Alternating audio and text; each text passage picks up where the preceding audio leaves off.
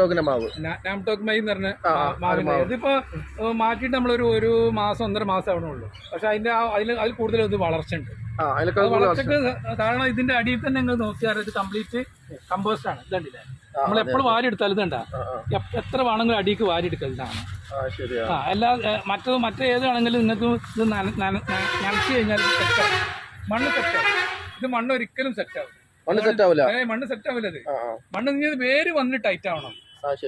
അതാണ് ഇതിന്റെ പ്രത്യേകത. അതിപ്പോ ഇതും അങ്ങനെ തന്നെ. പ്ലാവ് ഇതിപ്പോ വെച്ചിട്ട് ഏകദേശം ഒരു 15-20 ദിവസമായിട്ടുള്ളൂ. അല്ല ഇതിന്റെ വളർച്ച നോക്കുകയാണെങ്കിൽ കാണുമ്പോ തന്നെ നല്ല ഒരു വൃത്തിയുണ്ട്, വളർച്ചയുണ്ട്, ഇതിന് ഫിനിഷിംഗ് ഉണ്ട്. ഇതൊക്കെ കാണുമ്പോ അതൊക്കെ നിങ്ങളെ ഈ വളത്തിന്റെ പ്രത്യേകത. അത് വളത്തിന്റെ നമ്മൾ ചെയ്യണ അതിന്റെ മിശ്രിതം, അതിന്റെ കൂട്ട്, അതിന് എത്രത്തോളം ഏത് രൂപത്തിലാണ് നമ്മൾ ചെയ്യുന്നത് അതിനനുസരിച്ചായിരിക്കും. മണ്ണ് കൂടുതലും ചെയ്യാതിരിക്കാൻ ഏറ്റവും നല്ലത്. മണ്ണ് കുറച്ചിട്ട് വളം കൂട്ടി കൊടുക്കുക അല്ലെ, അപ്പൊ അതിനുള്ള ഗുണം കാണുള്ളൂ. അതിനുള്ള ഗുണം വേരോട്ടം നല്ല ഉണ്ടാവും. പിന്നെ അതുപോലെ തന്നെ ഇതാണ് ജബോട്ടിക്കാവ.